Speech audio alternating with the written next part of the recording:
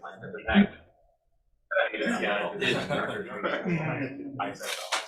right. We're ready to begin. From there. Okay.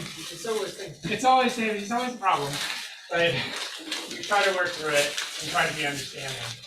Today we're really happy to have Roman Scoccimarro, who can tell us about large-scale structure. All right. Thanks. So I'm going to talk about a couple of papers that we put together almost a year ago with Matthias Garni and Dominic Laxford.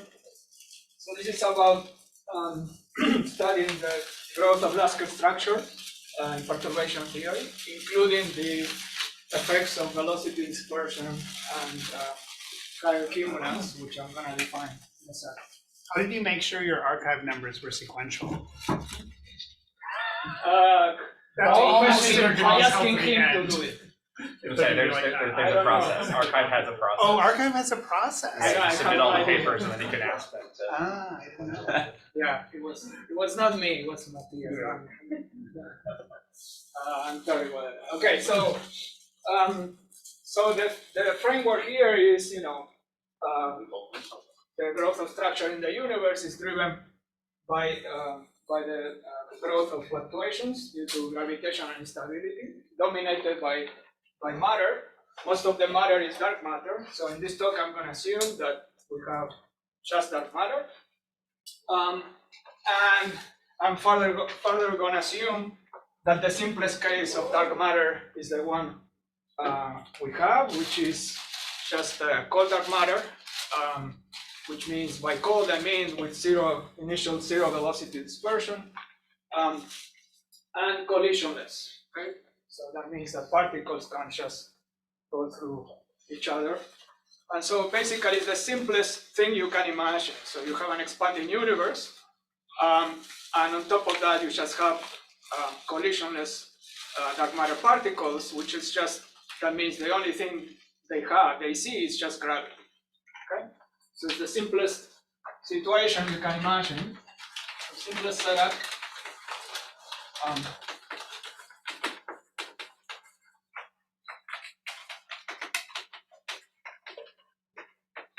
of course,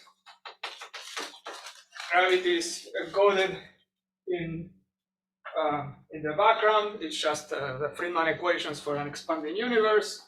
And at the level of fluctuations, we are working at scales smaller than the Hubble radius. So basically, we take the weak field non-relativistic limit of GR, so we just have a Poisson equation.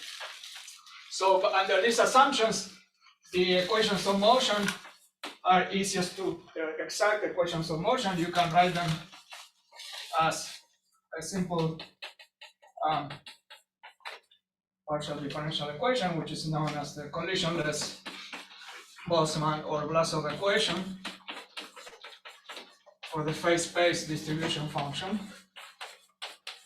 which is F here.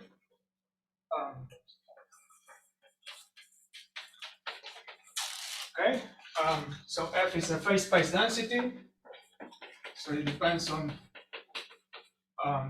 position and momentum. Tau here is conformal time, which is just convenient in cosmology always to use conformal time. X is comoving position, P is comoving momentum, A is the scale factor, which describes the evolution of the expansion of the universe, and P is comoving momentum. I'm setting the mass of the particles to be unity. Okay. So this is basically this equation we are solving. And so if you take an embodied simulation, what it does, it solves this equation in a trivial way. So you can solve this equation simply by noting that you can solve like a standard solution or partial differential equation of this form is to say define the characteristics. So this is dx d tau for some coordinate x, and this is dp d tau. Okay, and so this equation is just conservation. And this here a total derivative, so you can write this as a total derivative with respect to conformal time.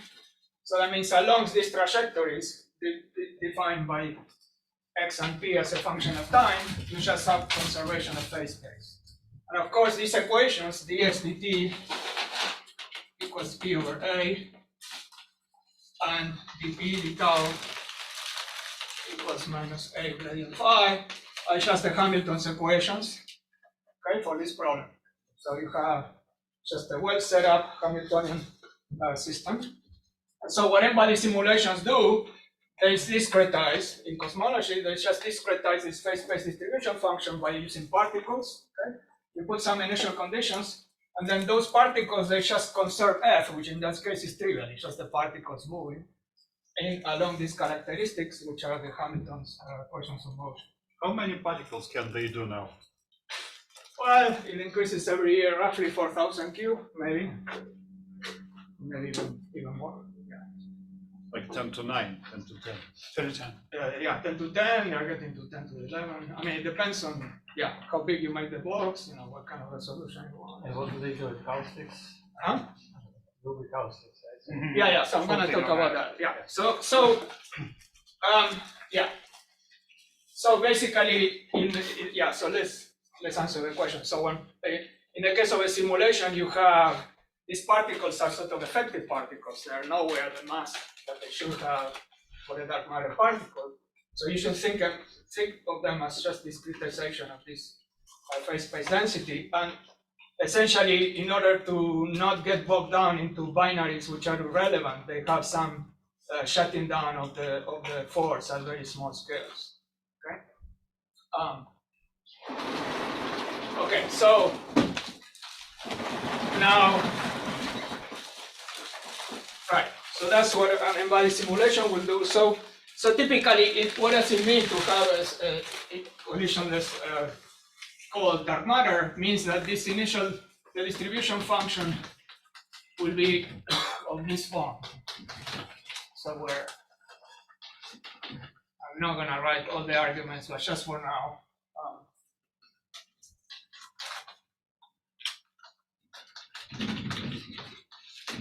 So think of this as this phase space distribution function to be infinitely thin in momentum space. So you have basically a delta function, and that delta function is essentially what we call the velocity field. Okay? And then you have the density field here. Delta, I'm working in the units where the mean density of the universe is 1. Okay? So this is the density field. So if you integrate, obviously, f overall momentum, you get the density field. We're using the symbol delta in 2 different ways there, which is a little upsetting to me. Sorry. This will not be used anymore. Fine. But All you mean by that is a distribution that is exceedingly narrow. That's all you exactly. really mean by that. Exactly. Okay, so that's what I mean by code. Okay. Roman? Yeah. So you mentioned you don't want to simulate these binaries, which is true because those are at the scale of the discretization, so they obviously don't mean anything physically. But you said you don't want to get bogged down. Do you mean literally it's numerically expensive? Yeah. Why? Like somehow. Well, because if there is some small scale curling up, you have to choose a sort of time step, which is very small. Okay. And then the code is spending time doing all these silly things which are irrelevant. So the time step is dynamical? It looks like Yeah. I see. Yeah. Well, it depends on the code. Okay, so obviously, if you have that distribution function, then there are only two moments or two cumulants of the distribution function which are non-zero, which defines the density perturbations and then the velocity perturbations, right? So the initial conditions of your code, so you start, after the universe recombines and so on.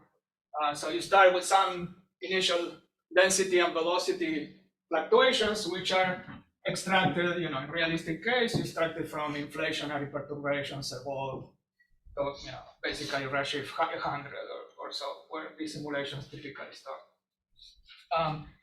Now, if you have seen, since I cannot show movies, I have to do it with my hands. So if you have seen movies of these simulations, you see these particles, initially they start in a very uniform state because the universe is very homogeneous at early times. And then as time goes on, these particles start to collapse and form structures, which eventually become highly nonlinear, and they form these virialized dark matter halos, which you've probably seen many pictures of. And so, so basically, so that's, in a nutshell, that's what simulations are doing. Essentially, this growth of structure as time goes on is a competition between the force of gravity, which was to collapse things, and the expansion of the universe, which goes in the opposite way. And so in regions which were initially underdense, expansion of the universe wins, so underdense regions grow to become what we call voids, and regions where initially you have a high density, they collapse to form these halos, okay? And late times. Okay, so that's sort of simulations in a nutshell. So I'm not doing simulations, although I'm running simulations to compare to my theories, but so let's talk about now how we approach this from the analytic point of view using perturbation theory.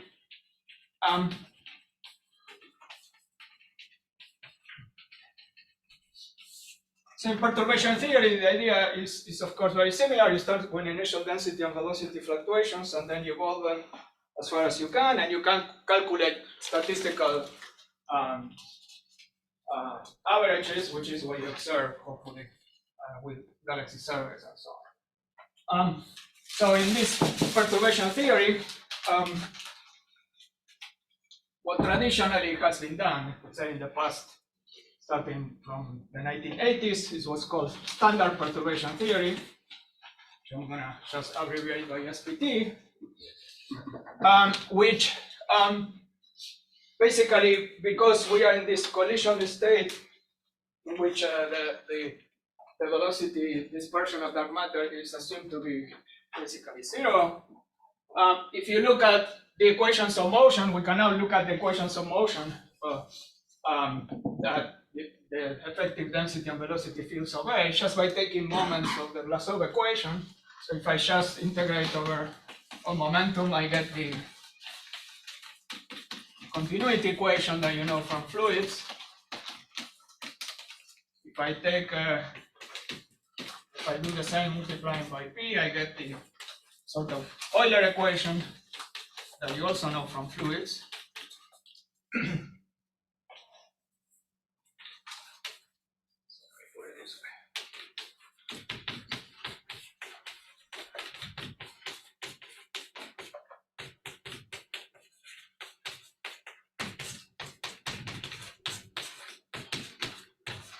Okay, notice, so this couples density evolution to velocity, this velocity coupled to the gradient of the potential obeys the Poisson equation.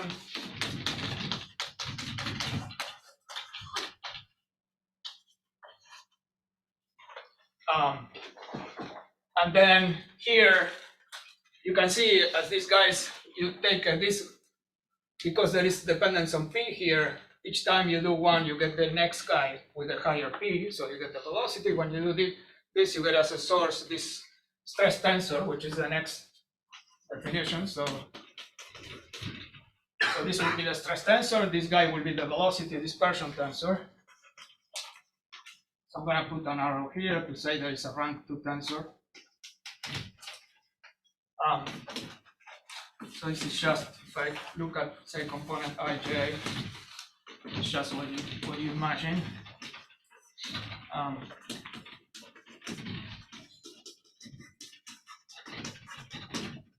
Okay, so that's the definition. So again, initially it's no this longer guy. cold, you mean? Huh? It's no longer cold. Yeah. I'm saying typically, if you don't make any assumptions, it would be that. Okay, so the assumption that is called would be that this guy vanishes. Okay, and the idea is, the SPT approximation is to assume that this is always 0 at all times. Okay. Now you can find an equation for this guy by now doing the same, taking a moment now with PIPJ of the Blasov equation, and you find an equation of motion to that, which couples to the third cumulant of the distribution function and so on. And so it sounds like if you assume that they are all 0 initially, that is called that it has no dispersion tensor and nothing else beyond that, this hierarchy of infinite equations reduces to these 2 equations, and it seems that it's self-consistent. Okay? Yeah. When you say cold relative to what? What I mean precisely in this case by cold is that this zero, basically. Because this is also related to temperature. Okay, so this velocity dispersion, if you're thinking about a dark matter particle, it would relate it to the temperature. So that's why we call it cold. But there is a finite temperature. I mean, like there's a dimensional argument of what zero is here, and I think it has something to do with the velocity gradients on the Hall scale. Okay, something. Yeah. So you want to relate this to say the relative bulk flows at the scale that you're looking at. So typically these bulk flows are of order hundreds of kilometers per second. If you take something like a candidate of dark matter, say like an axion, this will be 10 to the minus something kilometers per second. So it's very, very small. One thing you haven't said anything about is that isn't a full specification of the initial conditions, because isn't V in there the gradient of delta at the initial conditions? Isn't there an additional constraint on the additional conditions, which is something like adiabatic or something like that? Yes, or are you not going to use that at all? I'm not going to use that at all, but yes, in all these assumptions. Okay, fine. You don't need that. But wouldn't it help you in doing expansion to know that there's an additional regularity in the initial conditions? I don't know what you mean regularity. You mean that isocurvature on top of Well, the fact that delta and V are related in your initial conditions. Well, delta and V are related because at early times I can linearize this equation, and you can see that the derivative of this is the divergence of the velocity. So you're saying it comes out naturally from this expansion? Yeah, and that's how initial conditions are set. So in fact, numerical simulations set initial conditions using perturbation theory. Yeah, that's the only way we know how to set it. Good, fine. I stand down. Okay, so good. Right. Okay. So good. So in standard perturbation theory, what people do is to put this to zero at all times. Okay, and then you solve these equations iteratively, right? So as we noted, there is a quadratic nonlinearity here. There is a quadratic nonlinearity here. So you first neglect these quadratic terms, you solve the linearized equations of motion, then you will find, so in the linear solution, you find that the density perturbations grow. You put in an initial density perturbation that will just grow only by a function of time, okay? So this of course depends on scale. And so all it does at lowest order perturbation, everything grows, whatever fluctuations you put initially, they just grow without changing shape by an overall growth factor, which is a function of time. Okay? And so once you that's your linear solution, then you say, okay, when I got my second order solution, I input the linear solutions in these quadratic terms. And then the second order solution will go as the first order solution square, because the quadratic equations have quadratic nonlinearity. So that means that your solution will be something like growth factor times this. The second order will be, and basically this is very schematic, okay? So there are all kinds of things here which I'm neglecting. So you have some power expansion like that, okay? Okay, good. So one thing you notice when calculating observables, the simplest observable we calculate is the power spectrum, which is a 2-point function of density perturbations. So now I'm switching to Fourier transforms because life is easier in Fourier space, if you haven't noticed. Only in some problems. So if your life is too complicated, just go to Fourier space. Okay, so that will be the definition of a power spectrum. By this I mean expectation value over all possible initial conditions. And so typically we work under the assumption that the initial conditions are Gaussian, okay, because there is no observational evidence of any primordial non-Gaussianity. So if you calculate the power spectrum, right, what you are going to do is you're going to put this series expansion here, okay? So basically you're going to square this, okay? And you're going to get the first contribution, which is just the initial 2-point function multiplied by growth factor squared. okay? So that's saying that, of course, in linear theory, the power spectrum just grows in time by a function d plus tau. Ramon, I apologize how naive this is, but I realize that equation was schematic, the top equation there in blue. Yes. Was schematic, but when you say squared, what operation are you doing? Are you squaring it at every point in space, or are you squaring it at every k, or are you doing some Neither. inner product? Yeah. So let's write one term so you get a bit more happy. Fourier space was not enough to make it happy. Oh, it makes me unhappy. Yeah, exactly. I know. So there will be. So let me write it in Fourier space. There will be some function here of well numbers. So I'm not sure this is gonna make you happier, but. And then they have to conserve momentum, so these two momenta have to add up to k. And of course, I'm integrating now. And you're reusing the delta. Huh? And you're reusing the delta. Sorry, but it's your fault. Yeah, it's your now. fault. Now it's your fault. Oh, it's true. It is my fault. Okay, I agree. I'll take it. Now it's your fault. Okay, I understand. That makes sense. Okay, and there is a third order. It will be a different kernel, and this kernel comes from the structure of the equations of motion, all these gradients, and all this stuff. That was too much information. Thanks. Okay, but you asked for it. Okay? So now, if you calculate the next term, okay, the next term is what we call one loop corrections, because you will be integrating over one momentum, sort of like in field theory. And since I wrote this, let me write it. So the next term will be something like this.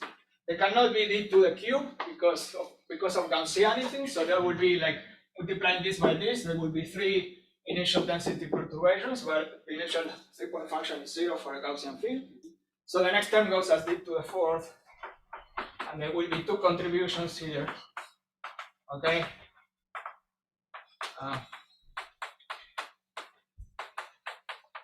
Does that mean primordial skew is very physically interesting? Yeah, there are constraints on it. So far, we haven't seen anything.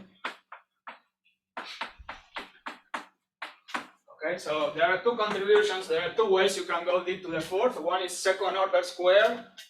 Okay, and the other one is third order times first order. So there will be an F3 and an F1, which is 1, because there's nothing here. Okay, and so on. Okay, so this is what the so-called one loop correction. So one thing there are 2 things that should make you a bit uneasy. Okay, when you look at simulations and you But do also, this. sorry, Roman, don't you use here this term loop differently from QFT? Like in QFT, loop is the number of free integrations. So your very first term already has 1 free integration, and you are not calling it a loop because you are integrating over incoming momenta. Yeah, it's loop at the level of these diagrams here. So, yeah. But yeah, once you put these 2 together and you take expectation values and you use this, you will find that there is only 1 integration left in the correlation function. So you are doing loops when you compute correlation. Yeah, at the level of the field, this expansion is always a 3. Then you are using, in fact, loop exactly as in QFT. It's the number of free integrations. Yes, okay. Exactly. Yeah, that is at this level. Yeah. Okay, so as I was saying, there are 2 things that are a bit puzzling about all this business. So one is, when you look at, so you will notice here we are integrating over high momentum, right, all the way up to infinity, essentially, where these equations, are not really, if you are taking this to 0, not necessarily correct, so it's something to worry about. We'll see in a second that worry is justified. The other thing that's more physically, perhaps, is, when you look, I told you that, when perturbations collapse, they form this dark matter halo, which is a mess, it's all these particles flying around and so on.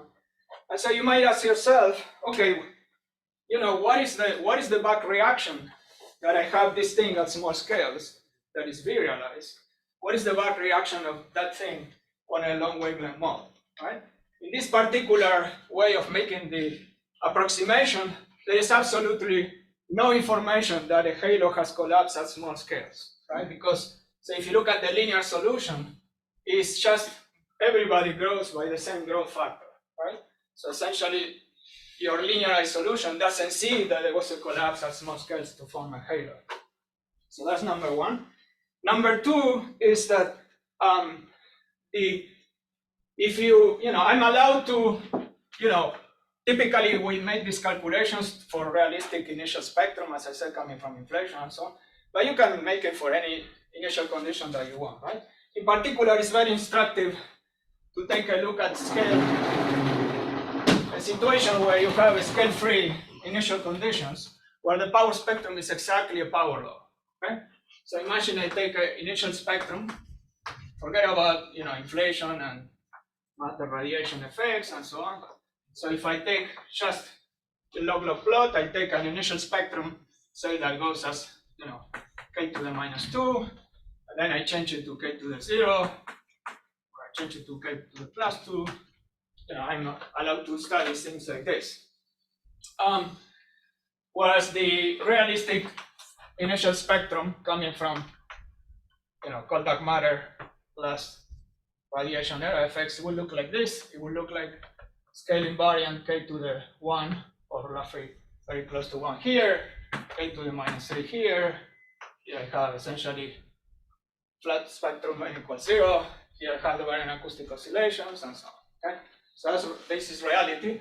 But we can always, study things which are simpler, where things are scale-free, because then solving these equations is a lot easier. But also something comes up when you do this. Excuse me, Yes. you don't have to introduce a cutoff when you do that? Yeah, so I'm going to talk about that next. So it's not really scale free, because you're going to. In a simulation, yeah, so there will be scales which are the box size, and there will be a resolution scale here, yes. Can I But, just ask one more question, which is from way long ago? I sorry? didn't quite get what that sigma was. What was the term that you dropped over there? Yeah, so I dropped, when you look at the equation here, Yeah, what this, is that term? so this guy will be what we call the velocity dispersion tensor, so it will be the second moment of the phase space distribution function. What is the justification for dropping off? Is that initially for cold dark matter is 0. Okay, so if the, You said there's nothing that induces that. sorry? There's nothing that induces that.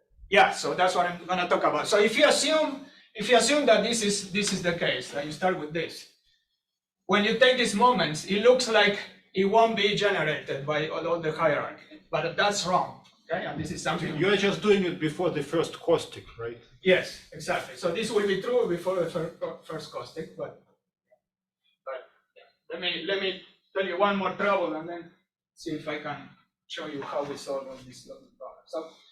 So I want to say that what happens if you study this? What you see is that if you calculate these first nonlinear corrections, they're fine, and they agree very well with simulations if you start with something like this, which has a lot more power on large scales, okay, than small scales, okay? But as soon as you cross k to the -1, all these initial conditions give you an UV divergence, particularly in this term. Okay, so you realize that there is a uncontrollably large contribution coming from. Sorry, Roman, and for k -2 it converges everywhere, and at small and at large, like everywhere? Yeah. No infrared stuff? No. It looks like infrared stuff should be there, but you can show by Galilean invariance that the infrared divergences here should cancel with this one. That's what I did back in my PhD thesis. So, a gazillion years ago. But okay, so you see, as you make the spectrum bluer and bluer, you realize that basically this theory doesn't make sense. Whereas if you look at embodied simulations, if you look at the nonlinear power divided by the initial power scaled by growth factor square, so what you see is if you have red spectrum like k to the -2, you see the familiar enhancement on small scales, right? That the nonlinear power is larger than the linear power. However, as you make the spectrum bluer and bluer, what you see is that the nonlinear spectrum is actually more suppressed compared to the linear spectrum. So this will be, say, I don't know, +2, this will be +1, this will be 0. So it's actually the opposite of what you have when you have rest spectrum, like what you have in CDM, right? Well, if you run an embodied simulation, you will see that the power here is enhanced. Okay?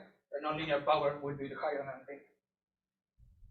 Now, this is a bit puzzling. Why? Because this is saying that there are UV divergences for spectra that on nonlinear scales is actually suppressed compared to linear expectations. So that tells you that there's something weird going on. Why?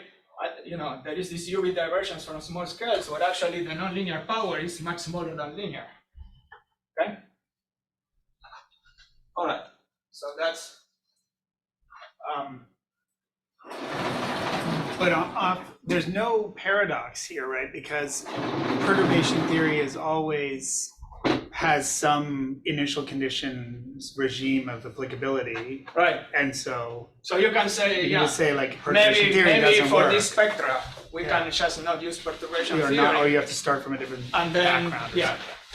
Okay. Why do we care about these spectra? We care because there is a much less severe problem, but a similar problem even for the realistic ones. Okay. Okay, so this is when you take it to the extreme, where here the problem is not infinite, it's finite. The finite corrections do not agree as well as we would like, right?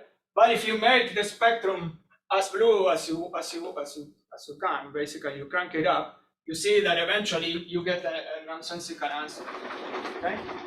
And so the idea is by fixing that, we will actually improve predictions even for spectra that don't have these divergences. Okay, so anyway, so since I'm running out of time, let me now tell you briefly what's going on. So as you might imagine, because of the way I set up the discussion, there is a non-trivial way in which this dispersion tensor and higher order cumulants of the distribution function get generated. And you can show this analytically, but it's a bit technical, so I'm going to show it just by drawing things. So maybe, okay. And as Sergey and Andrei alluded to, the idea has to do with when orbits of particles cross, right? So if you have, as I said, you start with initial conditions, which fluctuations are very small, so these particles are almost equidistant, so you have mean density. As time goes on, these perturbations evolve, which means the particles start to travel relatively far, and eventually you will have crossing of orbits, right? So if two particles are crossing, right, so if two particles coming this way, at orbit crossing, so at this particular time, you have particle 1 going this way, have this velocity, particle 2 have the other velocity, right? And they are collisionless. So that means that at this point, you don't have a unique velocity field, right? This description that you have densities and velocities fields, and this is enough to characterize what's called the dynamics, is not real enough. So that means that each time you have particle crossing, you are generating a non-zero velocity dispersion tensor, okay? And you can show this that, even if you start with this delta function, you can see that if you look at this hierarchy naively, you don't see it, but once you realize that projection in momentum space doesn't commute with time evolution and blah, blah, blah, you can show that you generate all the higher order cumulants of this distribution function. Sorry, can I ask another? Yeah. Even no interaction, so what's actually going on when they're crossing? Nothing, they just don't see each other. Yeah, so they just follow. The only thing they feel is gravity. So that's it. So why isn't this included in what you already have? I'm just missing why this is. Because in this description here, right, what I'm doing is if this is the initial condition, right, I'm integrating over, say, when I'm calculating the velocity field, it will just weight these two streams equally, right, because they're just two particles of the same mass. And basically my velocity field, well, let me use this. my velocity field will be just the average. So it would be like this. Okay? And that's wrong, right? And so each time you have these crossings, you make big mistakes. Yeah. Sorry, is this a crossing in real space? Or In real space. In phase space, there are no crossings because it's a Hamiltonian flow. So what do you mean by orbit in this case of particles? Huh? When you say orbit of these particles cross, Trajectories, maybe. In position space. He's Yeah, talking about trajectories in position Yeah. space. Okay. And I think to Lisa's point, you said it earlier, it really is that the operators don't commute. The integration does not commute with the time evolution, right? 'Cause Yeah, you so can this prove projection these in momentum equations. space These is- equations follow very simply, but they do rely on the fact that you can pull out the integration. Yeah, it's because when you have exactly the crossing, you have formally a diversion. So it's a bit, I don't want to get into that because otherwise I can't explain what I do. Yeah. Okay. All right. So good. So that means we sort of had to face the music here and put a non-zero dispersion tensor. In fact, we had to put, in principle, all the higher cumulants as well. Okay, higher projections of F. Okay.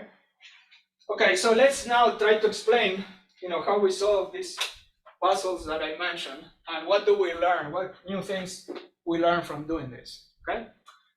So now I'm gonna write the new linear theory, which you will see.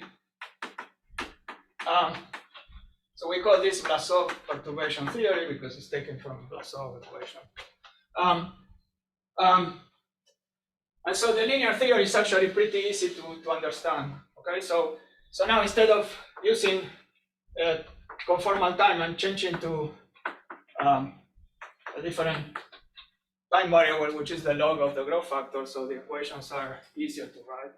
So the continuity equation, again, It's like the linear growth factor or something. Is what you mean by that. Okay. Yeah, the linear growth factor. So this B plus that I mentioned earlier. So the continuity equation is basically the same. You throw away this term, and this theta here, I'm just scaling, is the divergence of the velocity in units of conformal Hubble times F, which is d log. This is irrelevant, but if you want to know, just to make my equations easier. And then I have, let's write if I take the divergence of this equation, I will have something like this. I will have the Poisson equation. So the growth of, which basically drives the growth of everything, so it comes with a plus sign. And then I have Hubble friction, okay?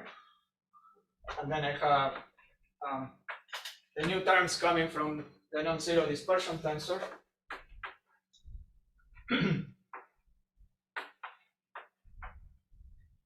Okay, and now let me tell you what this dispersion tensor is. So this is a tensor, right? So it has a background expectation value, which can only be a function of time by isotropy and homogeneity. It has to be proportional to the Kronecker delta Hij. So another delta. You didn't tell us who is epsilon. Yes, I'm telling you here.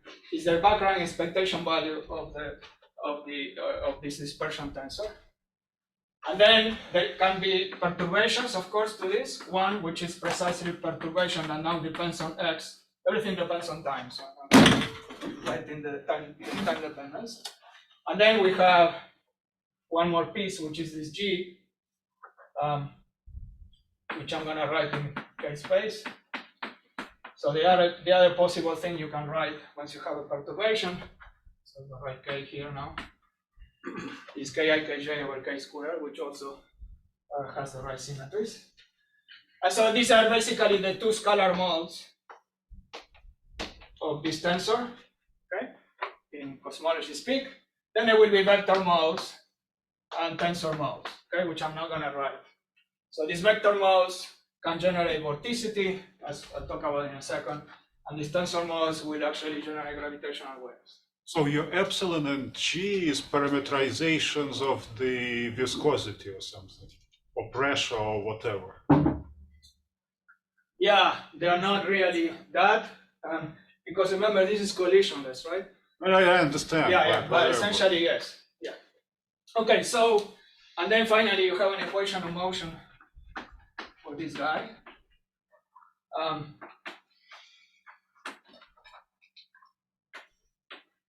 Okay, so in linear theory, it's very easy. You can show that this guy is a decaying mode, so I'm not including it here. And then you have an equation for the background, which I'm not gonna write, but What about equation for epsilon? yeah. So it's an equation for epsilon, Okay. which is, it has as a source term this q, which is kind of, is related to stuff like this. So there are a couple more terms, but essentially this is sourced by fluctuations, right? So essentially what happens is fluctuations themselves source this epsilon, and this epsilon enters into the equations of motion as well, okay? Can you explain, Roman, what's the status of this thing? So originally it was an exact theory in the limit of zero initial temperature. What is it your, how to say it? Is it your model, which is a good descriptor of reality, or what is it? It's not exact in any sense. Well, and it's not exact because I'm writing the linear theory, but I would, you know, we in the papers we wrote the full nonlinear theory and include many cumulants. So I'm gonna tell you in words what happens, but what do you So is mean it it's like a not? systematic approximation where you can add more and more things? Yes, exactly. And you would reach the correct answer. Yeah, so I'm gonna tell you now what happens, okay? So basically, you see there are basically these new terms here, right? And at this very simple level, in which I include only second cumulant, and I'm linearize the theory, there's just one extra equation of motion. But sorry, Roman, I cannot possibly let you continue. What is this G and epsilon, right? Because unless you give us something. The two scalar modes is like the metric, right? You know the metric, you can decompose it into scalar, vector, and tensor modes. So here's the same. This is a perfectly fine decomposition. This is, so to speak, leading order scalar modes. These are these scalar modes. These right? scalar modes There of are the only two metric. scalar modes, and they can be written in this way. That's it. I'm not making any approximation. There are also two vector modes and two tensor modes, which I'm not writing, but. Oh, you are saying in linear theory, this in fact is exact. Yes. Okay, yes. got it. And in fact, in linear theory, as usual, vector modes evolve independently and tensor modes evolve independently. All right. Okay. Okay, good. So let's try to see what we learn from this, okay? So obviously, you know, this has, you know, the look like, you know, as you go to high K, you go to small scales, these terms become important, right? And so in this, you can solve these equations, okay? And you know, you can solve them, it gives you some hypergeometric, whatever, but you can solve them. And basically what you find is that now, what before was remember the linear solution was d plus, which is e to the eta in my new time variable times the initial perturbation. Now, of course, the linear solution becomes scale dependent. So there is an f1, which is not equal to 1, okay? And which will depend on k. So the growth now becomes scale dependent, right? And this is exactly what you expect, right? I was saying before that when you linearize the standard theory, the growth is scale independent, and nobody sees that inside, you know, at small scales you have a dark matter halo. What happens here is now, you know, once you have halos in your system, this epsilon velocity dispersion average over the whole volume will be non-zero and will become larger as time goes on. So that means this defines a new scale, which we call the dispersion scale. Right? If you look at this, k square epsilon is dimensionless, so I can define a dispersion scale, which would be 1 over root epsilon. Sorry, is it linear theory for warm dark matter? Effectively. But it's not really warm. Not really, I understand. Yeah, right? it's But just because of the effectively, nonlinear okay, dynamics. Okay. Yeah. And so this thing becomes a function of k over k sigma. So there is a new scale, apart from the nonlinear scale, which is this dispersion scale. And basically, when a mode crosses the dispersion scale, the growth is suppressed. So if you look at this f1 as a function of k over k sigma,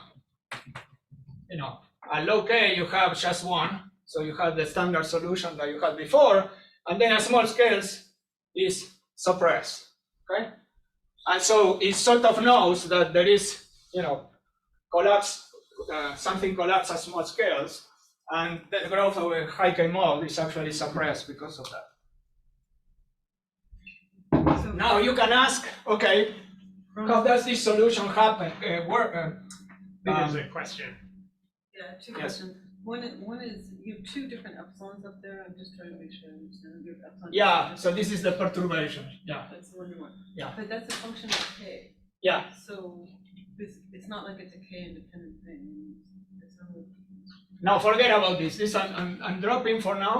Okay, so then this other k signal is a function of time. Yes, yes. This is only a function of time. Okay. Yes. Okay. So now you can ask, this linear theory, I only wrote down the simplest version because it's something I cannot write down on the blackboard. So you can solve it for any number of cumulants, to 20th cumulants, whatever, okay? So what happens if you include more and more effects? You make this hierarchy closer to infinite number of equations, right? All that happens is if you solve it up to, say, second cumulant, then it decays, and then it sort of has a power law behavior like that.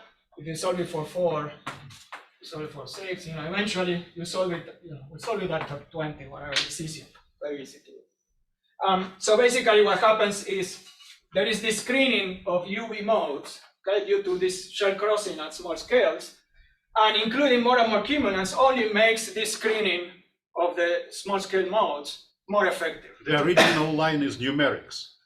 This is the solution, so yeah, truth. So this is truth. No, without 2, going all the way down. Yeah, exactly. This is numerics. Yeah, Okay. yeah. So it's a lot of an exponential decay. So if you go to 20, you can reproduce numerics up to some scale. Well, you mean by numeric simulations or what? Yeah, You cannot measure this from simulation, so this is hard. So How do you know that? But we can see the conversions, okay? So meaning that if you are at a particular k, I can tell you how many cumulants you have to include until you want some precision. And the judgment of the truth is numerics. Not of this, of the power spectrum, which I'm calculating later. Okay. Yeah. Okay, so basically what this means, you can see where I'm going. These are the things that will appear in these loop corrections that you are integrating over. So the small scales will actually be screened and these UV diversions will disappear. That's essentially what happens, okay? And basically, even with just including dispersion, this suppression is like 2 orders of magnitude. This one is like 4, this one is 7, I don't remember. So basically, this conversion is very, very fast. Yeah. How is it related to this EFT and other stuff? Is it? Okay, so now I can maybe say a few words about relation to EFT, but let me tell you a couple more things. Yeah. Good. So basically, you can also do the solutions for the non-linear case. Okay, it's a lot harder, but it's on those papers. And same situation happens. Okay, all these kernels F1, F2, F3 that I was writing before. Now they become strongly suppressed at small scales. And so basically you can recompute the power spectrum and of density field with itself, density with velocities and so on. And you can look at simulations and it works. I cannot show you pictures because we are not allowed to show pictures here, but believe me, it works. You can check the papers. The other thing that you can do, so basically what we do in practice is this self-consistent equation for epsilon is probably a bit shaky to think that you can solve it precisely in perturbation theory because you're integrating over this overall case and you worry that it may be not very precise. So what we do in practice, we fit this guy to the power spectrum, say, of density perturbations, and then we predict everything else. Velocity perturbations, vorticity, by spectrum, which is the 3-point function, and so on. Okay? So that's what you can do in practice. The other thing you can do is to see whether the number that you get, which is basically this over the nonlinear scale, is of order 1.3, more or less. You can calculate, well, from our knowledge of dark matter halos. People over the last 20 years, they have parameterized what the dark matter halos look in simulations, these NFW profiles and so on, the mass function. So from those things, you can also calculate what you expect from this. And it looks pretty close to this as well. And also, if you do this calculation, it also looks pretty close. So basically, this number is enclosed in between the self-consistent calculation at 2 loops and the calculation from the halo mass function and so on. So remember, if you start with cold dark matter, so then initially this epsilon vanishes, right? Yes. So, and then it gets generated by these crossings. But what sets this dispersion scale? Well, it's the dynamics itself. Yeah. So that's why I say you have to solve this self-consistently. Okay. So yeah, it has to do with at small scales, what kind of nonlinear structure you have generated. So it's generated by the equations of motion itself. So you can't. It would be hard to predict given some cold initial conditions. It's so as I said, there are 2 ways that you can try to predict it. One, from just assume that all the shell crossings happen inside halos, right? And then from the knowledge of the halo profiles and the mass function, you can actually predict what this should be as a function of time. And as I said, it comes pretty close to the number that we get from the simulations themselves. And it's also pretty close to the self-consistent one calculated. So we have some sort of self-consistent check that these things are all looking at the same option, physical option. But yeah, it's tricky. It's similar to, there are lots of things that I can say, but it's similar to when you have a viscous fluid, that the viscosity going to 0 limit is not the same as the inviscid fluid. So here, same thing happens, because for example, for this blue spectra, you cannot take that limit because it diverges, right? So clearly it's a very strong difference between the, epsilon equal to 0 limit and epsilon infinitesimally small.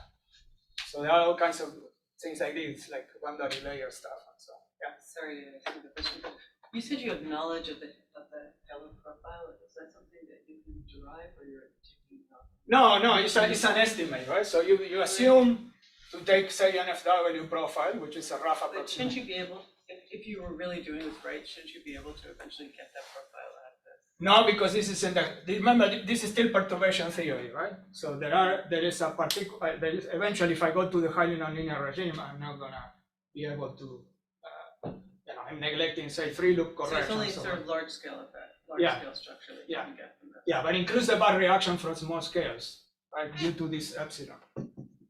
And so the loop corrections are a lot better behaved. But you had to put in what the small scale structure was.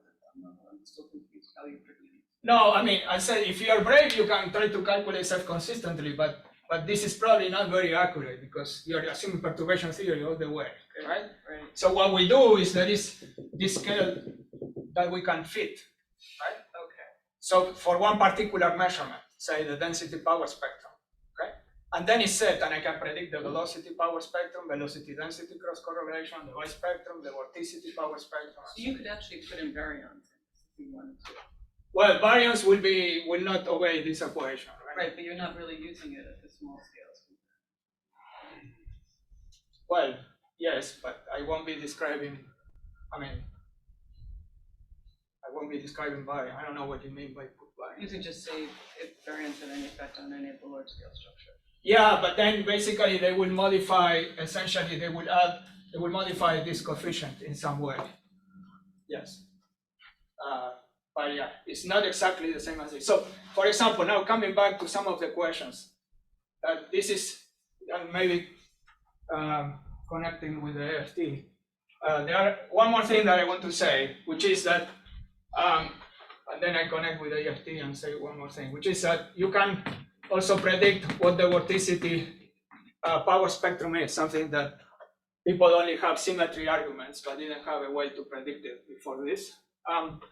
So if you take the curl of this equation, right, if the vorticity is initially 0, all this, these 2 terms will actually vanish and won't generate any vorticity. The curl of this is 0, right? And so the only way you can generate vorticity is by having a curl of this dispersion tensor. And so we calculated the vorticity, and for the first time we saw that the scaling that people assume is actually incorrect. People were assuming that the vorticity power spectrum will scale as k to the fourth. But actually what we saw is that at one loop, there is an accidental cancellation which gives you k to the fourth scaling, but at 2 loop and higher, gives you k squared. So basically what happens is if you look at the vorticity as a function of k, you will find something that looks like k to the fourth, and then you will find some k squared low-k slope. And again, we compare this with simulations. We actually were able to see that that's indeed what we see.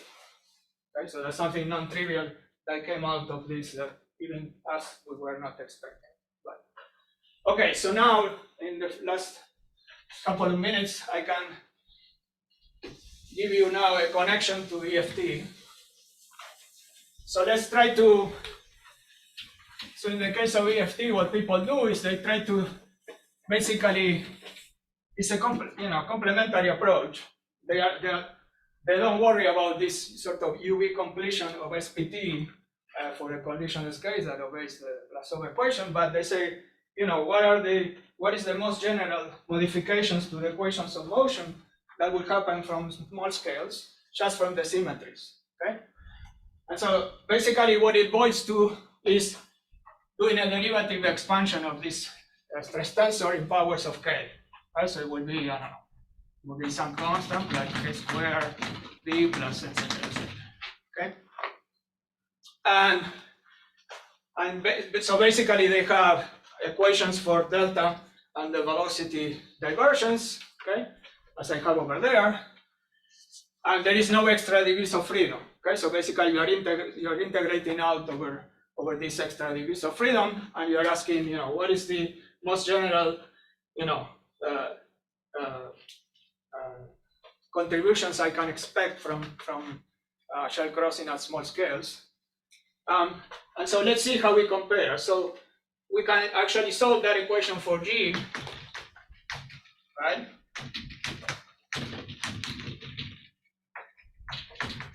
Directly.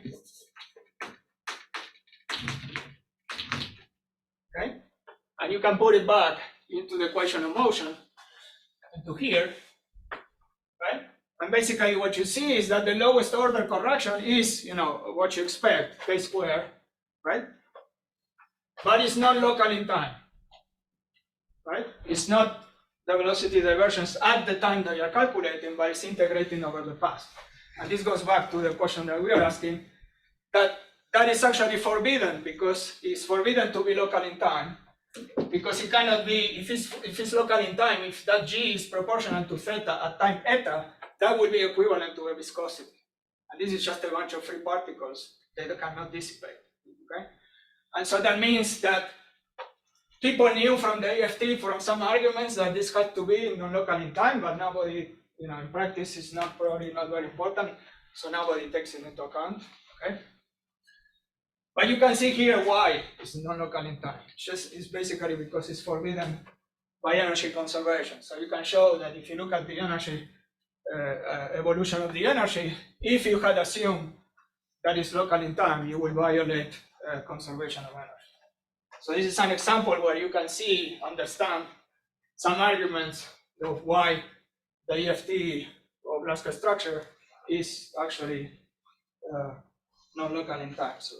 So your theory works better. Well, then when you compare to simulations, in EFT you will fit all these functions of time, okay? And you can show, if you look at the power spectrum, that yes, our theory works better than fitting, even when they are fitting more parameters than we are, right? But that's expected because we are including more physics, right? The EFT is more general because it's only based on symmetries, so you could include, baryons or galaxy bias or all kinds of other crap. Okay. All right. So I think I already. All right. Well, let's thank Ramon.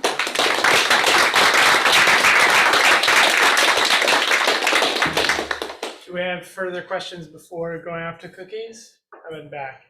Hi, I have one question regarding the physical explanation of adding this term, because you say this is related with the particle crossing with each other. So I just naively assume if you assume this point like particle, then there's just a measure of the possibility zero. Well, what I mean is, why do you expect the particle will cross with each other? Because they just have, if you assume they're point like particles. Yeah, they have basically zero interaction cross section, so they just go. Yeah. So then why do we assume that the trajectory will cross?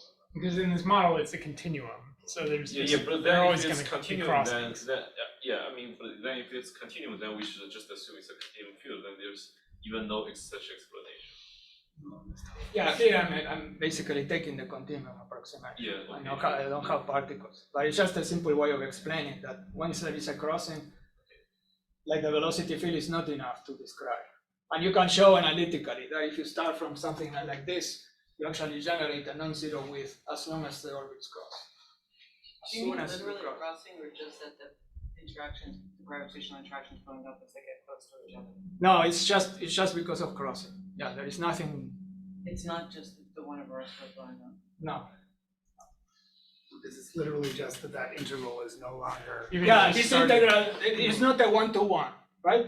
So the solution, as I was saying before, the solution of the Blasov equation is just f is conserved along characteristics, right?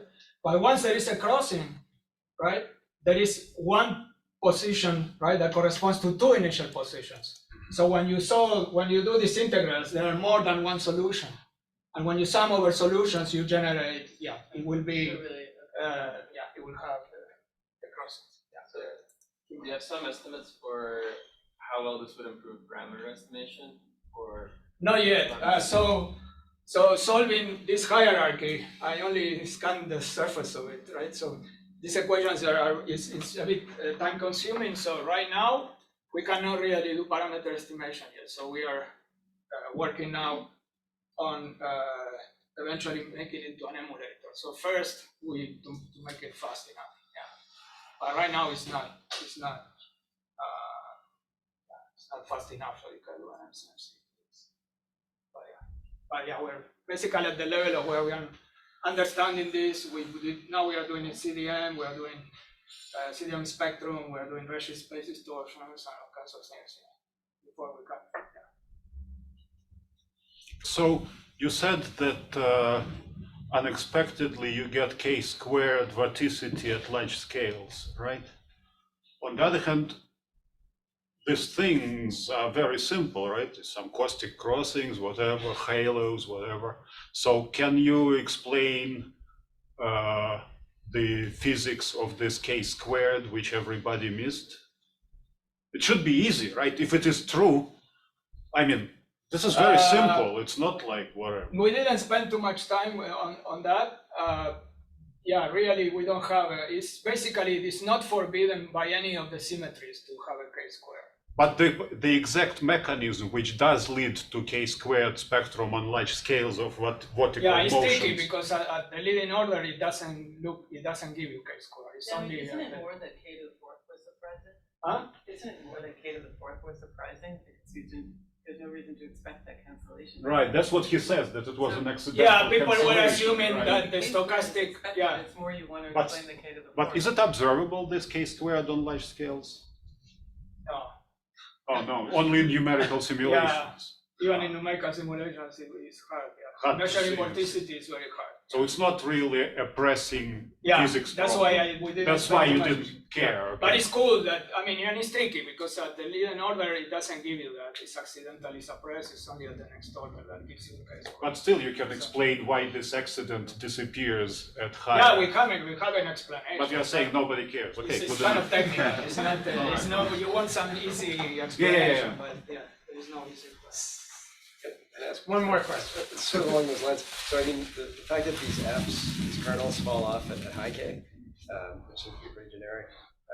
It's sort of like Andre said. It's sort of like having a warm initial condition, but you didn't have a cold initial condition. So physically, how do you, just because incorporating these crossings then somehow effectively allows things to mix up more efficiently? Yeah, it's actually very interesting. That we did explore quite a bit, because actually, unlike a fluid, in a fluid you put pressure, and at small scales below the G's length you get sound waves.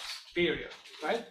When you have a collision system, that's not guaranteed. You can even have exponential instabilities. There is no theorem that you can show that it has to be damped at small scales. And so there are examples, for example, even for some, you can look in Guinea Tremaine, they have some examples of weird halos which this can happen and so on. Now in this case, which is quite more tricky than even the standard halos that people write down, there is actually the possibility of, instead of having a suppression, to have an exponential instability. And that happens if the non-Gaussianity of the distribution function expectation value is very large. And so when we saw that, we worried, because, okay, this would mean that probably, it may be at the nonlinear level, it may be, healthy, but you don't know, but it's worrisome. So we studied that in some detail, and in fact, Matthias is the one who spent a lot of time doing that. And what it turns out is that it constrains the non-Gaussianity of the distribution function, and we check that for, say, NFW halos, for simple halos that people produce which are not even spherical, squash, it's always satisfied. So there is a constraint on the kurtosis, say, of the distribution function, and the 6 cumulant and the 8 cumulant and so on, and that puts a constraint on how non-Gaussian your background must be for this not to cause exponential instabilities. And in fact, if you have a Maxwellian, which is Gaussian, then it's always stable. So it always have a damping. So it's really not trivial. Yeah. Is that an anthropic argument? It's much more interesting now.